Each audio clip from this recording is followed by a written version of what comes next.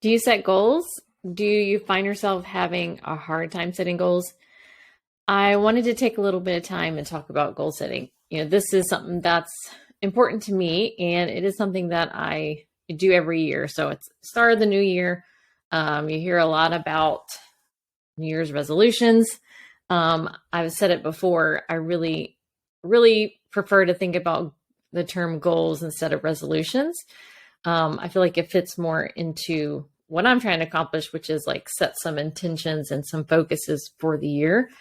And I think it kind of goes back to that old saying, what gets measured gets managed. So when you set a goal and you actually track it, you have way higher chance of achieving that. So yeah, I'm curious. I'm curious if you set goals.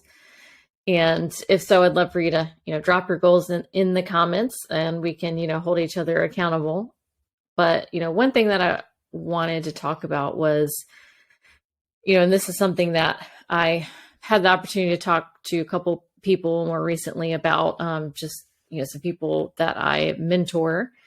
And, when it comes to goal setting, a lot of people have a hard time like sticking to your goals for the whole year, which, people talk about, okay, I set the New Year's resolution of getting into the gym and exercising more. And then, so the gyms are packed in January. And by the time you get to February, there's no one in the gym anymore. So, how do we stick to a goal?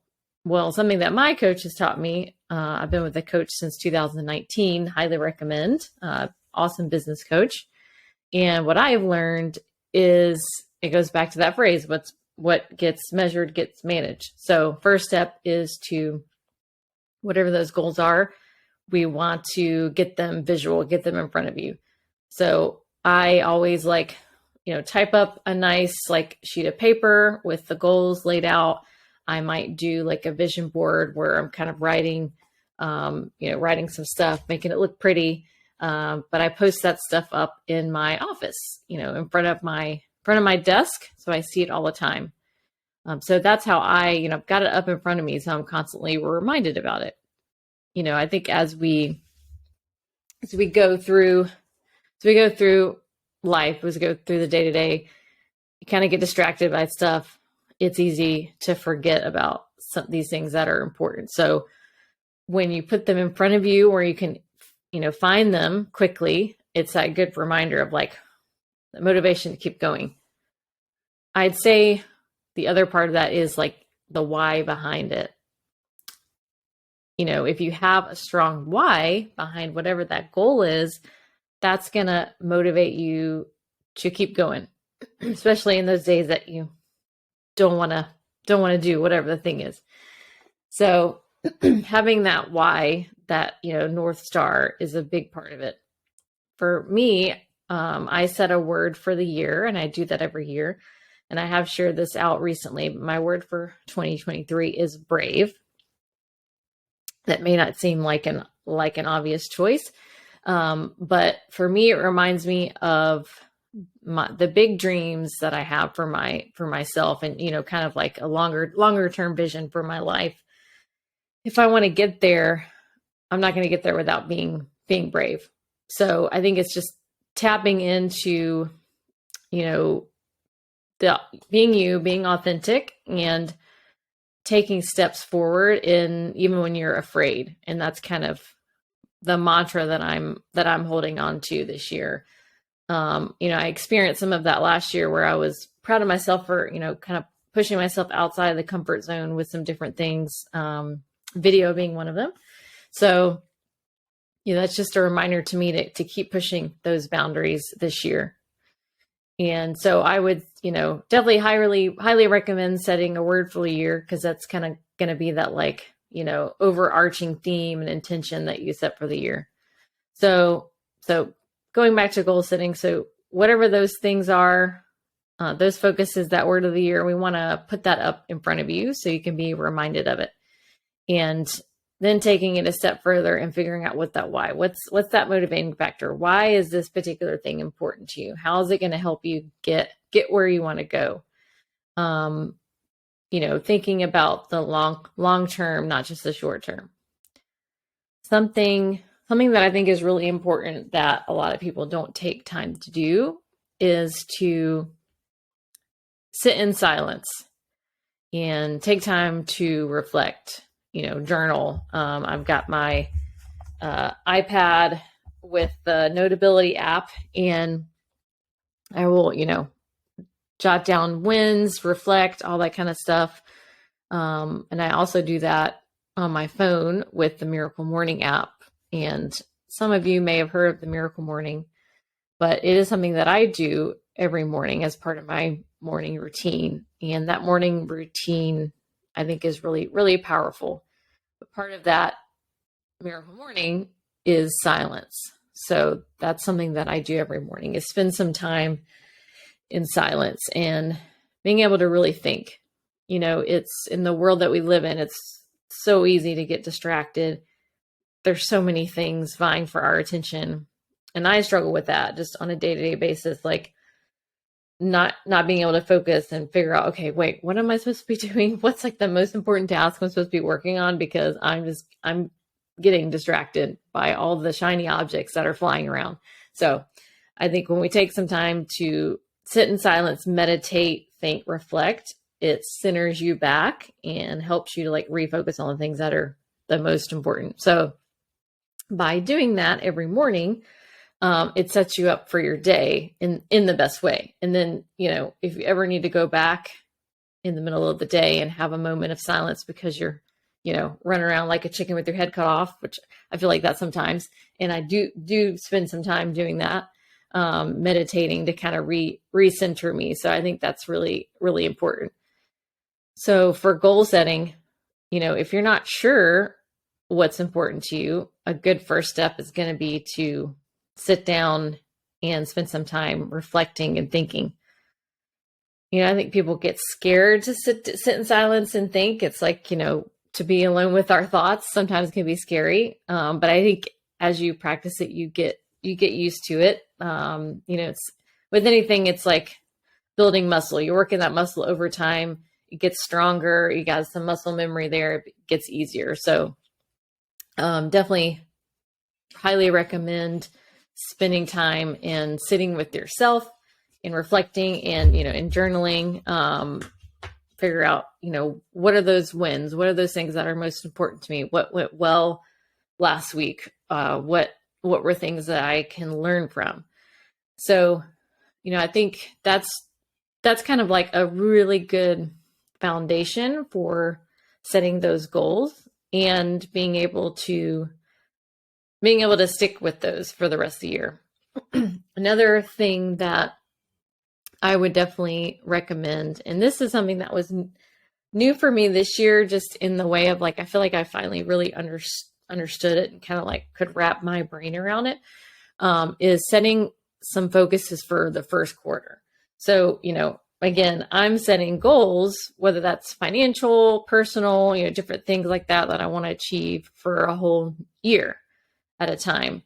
But sometimes that can feel really daunting. So breaking that down into quarters, I think, is important. And I think just focusing on the first quarter for what are those action steps? Because, you're not going to achieve the goals if you don't actually take action. Having them up on the wall is great, but we do have to take action. So that's what I did this year. And I feel like I had a lot of success with it. Like, it really just helped me have a lot of clarity. So sitting down and writing out what are going to be the most important things that I can do in these first 3 months to get movement on these goals that I set. So I'm not worrying about the whole year. I'm just going to think about these first 3 months. What are some action and some strategy that I can take? And the beauty behind that is, after that first quarter is over, I've already got time set in my calendar to sit down and look back and think, okay, what went well? What can I learn from? What were some challenges that came up that distracted me from, the highest and best use of my time with these things? What are things I need to keep doing? And what are some things I need to change? If I see that I'm not hitting those targets, then I can adapt and change. If you just keep doing the same things all year without sitting down to think and figure out what's working and what's not working, then, you're not going to get as close to those goals as you probably want to in that situation. So yeah, sitting down and reflecting on the past quarter is going to help me set up for the next quarter and kind of follow that through. So hopefully by the end of the year, I'm at a higher percentage of achieving whatever that goal is. And I think what people get hung up on is it's like, if I'm not going to achieve that goal, then why even set it? And I think what we have to realize is, if the studies show that if you set a goal and work towards it, you have a much higher chance of getting to that goal than if you never set any goal at all. So it's like being on purpose versus being on accident. So if you set a goal of making $100,000 and you got 80% of that goal, that's still pretty awesome. So like, I'll take 80%, versus 0% or 40%. So it's like 80% is awesome. It doesn't have to be 100% because you're still having success. You're still going in the right direction. So I think that's something to really, really remember when you're setting these goals. Is it's not necessarily always about that end result. It's that journey along the way. So you're going to get much farther just by, trusting in the process and doing the right things, taking action, even if it's small, even if it's messy. That's what I like to say, take small, messy action daily, and you're going to get so much farther by the end of the year. I used to struggle more with that dichotomy of like all or nothing. And if it's not perfect, like it has to be perfect, or why even do it? Or it's not a success if it's not perfect. It's so easy to get caught up in that. And so that, instead changing your mind to saying, done is better than perfect. That's helped me tremendously. And as I've continued on and I stay consistent with these actions, then that done actually does get better. It does improve. So you're continuing to have, so you're not ever going to reach perfection, and that shouldn't be the goal, but it's like, you always improve over time as you keep doing things. So yeah, so that's kind of like that's my overall approach to setting goals. And again, I think breaking it down to specific actions is really important. Like I said, me kind of making a focus for the first quarter, I think is a really good way of doing that. So, just thinking about what are the most important actions I can be doing to help me move the needle in these different areas. And, I think we have to be careful and not set too many goals, because if you have too much to focus on, you're going to kind of get lost. So, thinking of 2 to 3 areas in your life that you're really wanting to focus on, and then breaking those down into specific actions and creating a strategy around that is going to make a huge difference. So I hope this was helpful for you as you're starting the new year. I mean, it's halfway through January, so I feel like we're going to blink and it's going to be, 6 months go by. So, just, I would say take every day and, just take action. If it's small, if it's messy, if you don't feel like it, just take action. And if you do that day after day, that consistency is going to pay off for sure. I can say that because I've experienced it. So I can vouch, trust in the process. Hopefully this is helpful to you. Would love to hear more about what your goals are and kind of what you're struggling with, what your challenges are. We can help each other out in that way. So drop a comment, send me a message. Would love to hear from you, and I'll catch you later. Bye.